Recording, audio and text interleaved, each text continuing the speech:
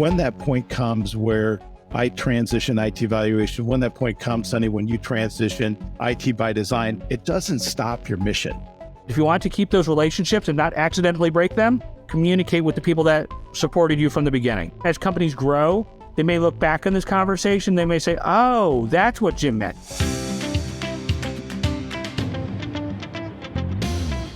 Hi, Jim. Hi, Reed. Welcome to the show. Thanks, Sonny. Great to see you again. Good morning. Thank you very much. Good morning. Good morning. So thank you so much for taking the time to join me today. And we truly appreciate you. I'm super excited about kind of learning from you. So talk to us about your entrepreneurial journey. I would say, close to 30 years ago, I knew that I wanted to run an IT support company really before I even knew how to use a computer. I just knew that this was the future. This is going to be a good career path for me. I had gotten my start working with technology at a summer job, working for Six Flags Great Adventure, which I think is just right down the road from you. Yeah. Does that sound about right? Yes. So at Six Flags, I learned about working with computers, working with point of sale systems. I leveraged that to get a job with IBM, working in New Jersey. A recruiter found me at IBM and brought me down to Washington, D.C., working at the United States Senate. From there, I went to the Patent and Trademark Office. And that was where I got my first introduction to working in what I call, a lot of people call legal tech, the technology that enables lawyers to practice law. Then I have to admit that what really turned me into an entrepreneur is that I was a really bad employee. And I realized that in order to succeed, I needed to have my own company. And I think that there's probably a similar story there with many of your subscribers, many of the people in the MSP channel, that they probably worked for some other IT company, and somewhere along the way, for whatever reason, they decided that they could do things better on their own, they could make more money on their own, whatever it was. They weren't fully invested in working for someone else, and they decide to hang out their own shingle. And that's what I did. Jim, I call them incidental entrepreneurs. There you go. So that's what I decided to do. It was years later, and this software called Kaseya, which would allow me to do 10 times more work, support 10 times as many clients. And I said, that's the dumbest thing I've ever heard. I'm not doing that. I'll go broke. It wasn't until a few years later, another acquisition opportunity came around, and it was a company, small MSP. That's how they were working with their clients. There were two owners. One of them exited. The other owner asked me to buy the shares of the guy that left. And I said, okay.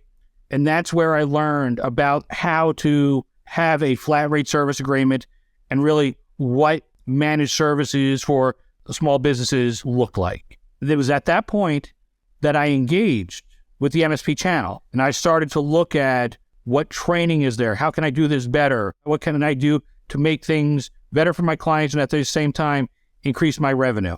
One thing that I did, well, I guess it's two things. One, to only take on managed services clients, no more project work if it wasn't an MSP client, no more time and materials work. I found somebody who had a lot of experience in managed services, really established in the MSP channel, knew how to really run the back of the house for me. And that was where we saw our hockey stick of growth. And we just accelerated. We grew the company up to around $20 million in recurring revenue with a focus on law firms.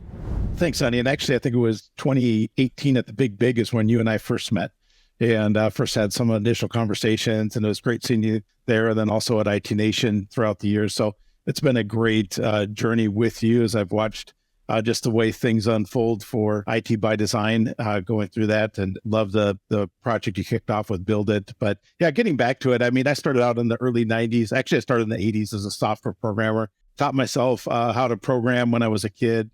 Taught myself BASIC and then Pascal and then COBOL, and launched in the early 90s doing actually C Unix development on AS400s. Not to totally date my background, but, in the early years, just kind of did everything, right? And so I ended up working kind of as a programmer, but then the company needed that I was working for, it's like, hey, we're going to build out a token ring network. That was really cool stuff. So I'm like pulling cables and like, sure, I'll do that. Why not? And so my whole career since the early years has been in technology space. And so opted to move into project management, became a project manager for the company I was working for. And then one of the sales guys said, hey, I need help convincing a client on what we should do. And so I said, great, I'll go with you. That led me into about 9 years in sales, 4 years as a kind of a sales guy, and then 5 years as vice president of sales. And I thought M&A was going to be like this, super logical, very mathematical, very algorithmic financial perspective on buying companies. And boy, was I wrong. Got into it, and it is without a doubt probably the most emotional decision any CEO makes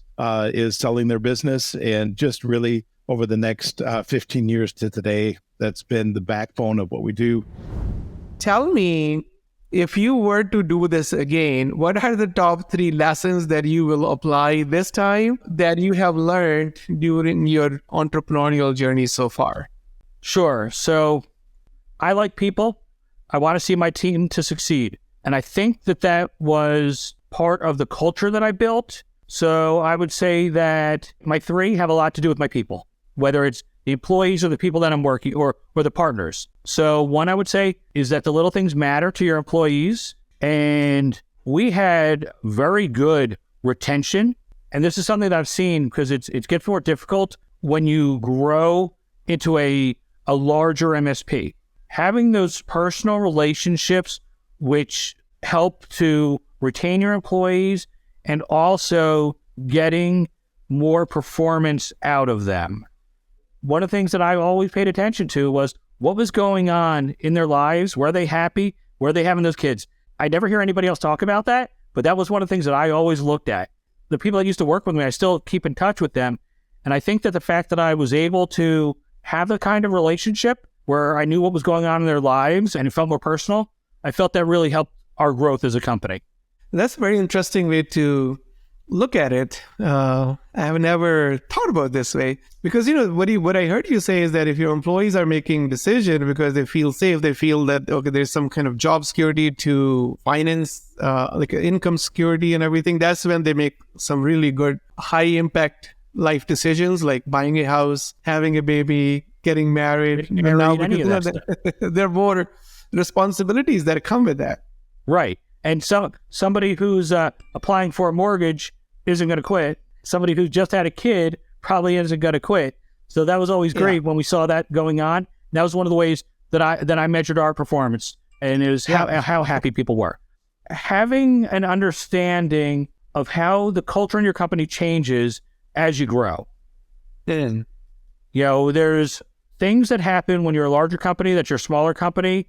And I think that you need to be cognizant of the changes that are occurring as you grow and make sure that you communicate well with the people that were with you when you were smaller if you wish to retain them, whether it's clients, whether it's employees. And when you grow from a 1-person company to an 800-person company, you need to make sure that you do it in a way that if you want to keep those relationships and not accidentally break them, that you communicate with the people that supported you from the beginning. I think that as companies grow, they may look back on this conversation. They may say, oh, that's what Jim meant. Yeah. If you're stuck in one of those plateaus, you may not see it because you might just say, oh, these employees, these clients are going to be with me forever. But as you grow, you're going to realize that sometimes those relationships change, but still be kind as you make changes for the betterment of your company. Yeah, no, absolutely. Be intentional about your relationships, not only how you handle when you build those, but during the exit as well. So that is Correct. really, really important, that you don't need to do business with everyone, but you can make them feel good during entry and exit. Really good question. For me, and just like with you, it is about raising up people behind me and passing on, 30 years of my learning experience into them and really investing in a team that's going to pick up the ball. My intent with IT Valuations is actually to turn it over to my team. Really, you start to get to this place that I've got to transfer this knowledge, I've got to transfer the work, I've got to transfer the experience. And that's where a big piece of it starts. When that point comes where I transition IT Valuation, when that point comes, Sonny, when you transition IT by Design, it doesn't stop your mission. your mission just changes a bit. I'm still going to be investing in people. You've got to find that connection on the purpose front that says, hey, I know my purpose has been to meet the technology needs of my customers with providing high quality service. You're right. When the business ends, I'm not going to be doing that.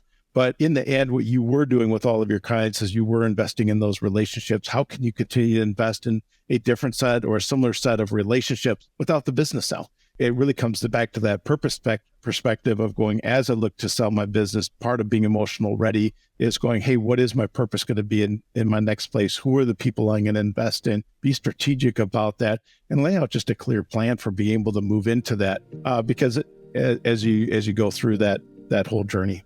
Thank you so much for coming to my show. I truly appreciate you, my friends, and I look forward to seeing you soon. Thank you so much, Sonny. I really appreciate it. Thank you so much for having me on. I really appreciate it. Thank you for watching Sonny's Silver Linings. Don't forget to like, share, and subscribe. See you next time.